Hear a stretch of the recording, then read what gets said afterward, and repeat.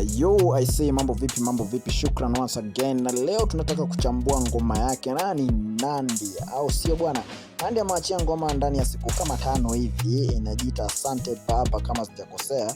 Na ni wimbo ambao imekuwa ikifanya vizuri, ama Asante wimbo ambao umefanya vizuri sana katika mitandao ya kijamii hasa pale YouTube, na pia inaendelea kufanya vizuri. Kwa hivyo nataka tuangalie best scenes ambazo msanii Nandy aliamua kuzifanya na kutokana na storyline ya wimbo wake, ili kuhakikisha kwamba wimbo wake unapata kile ambacho kinahitajika, au sio bwana? Kwa hivyo kuna scenes ambazo Nandy aliamua kuziweka yeye mwenyewe kwenye wimbo wake ili kuleta uhalisia fulani kwenye storyline.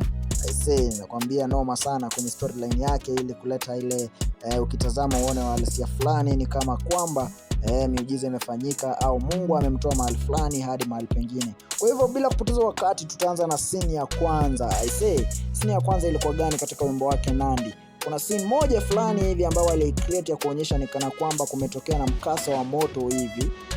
Hii ni scene ambayo ilikuwa creativity fulani ya kuleta halisia kwenye mambo ya kawaida, kuonyesha kwamba ni matatizo fulani au janga fulani liliweza kutokea, na hivyo basi matatizo yalikuwa na mkumba, au sio bwana? Kumaanisha hii ni scene moja hatari ambayo waliweza kucreate, scene ya kuonyesha mkasa wa moto, au sio bwana? Ila pia scene ya pili ni scene ambayo ni scene ya kigeto fulani hivi, kuonyesha nyumba fulani ambayo iko katikati, au nyumba ambayo imejitenga katika sehemu fulani hivi ya kindani hivi, ambayo umezungukwa na kitu kama msitu hivi fulani, yani kuonyesha ile maisha ya kule kijijini. I say ilikuwa ni scene moja hatari sana, ileta uhalisia fulani katika wimbo wake Nandy, au sio bwana?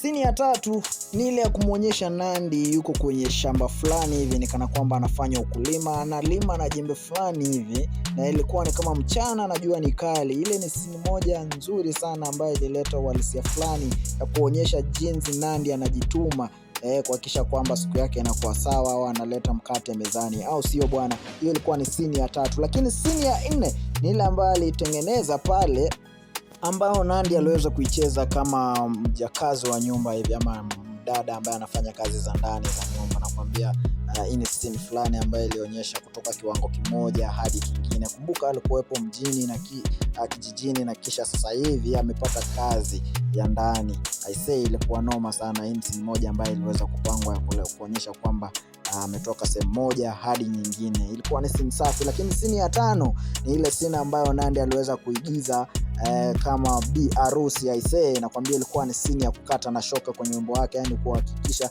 kuonyesha kwamba kila kitu kimefika kwenye climax, au sio bwana? Yani Mungu ametenda kutoka sehemu moja hadi nyingine. I say hizi ni scene 5 ambazo zimeweza kujitokeza katika wimbo wake Nandy Asante Baba, au sio bwana? Kumbuka kwamba wewe pia unaweza ukashare ni scene gani ambayo ilikubamba, ama scene gani ambayo ilikupendeza kwenye wimbo wake Nandy, au sio? Usikose kulike, kushare na pia kusubscribe kwa burudani na mbwembwe, au sio? Na pia kama kuna wimbo ambao ungependa tuweze kuangalia, usikose kushare pale kwenye comment section. Langu ni kuhakikisha kwamba tunakuletea ile ambao unahitaji, au sio? Bye bye, tukutane tena wakati mwingine. Keep it locked.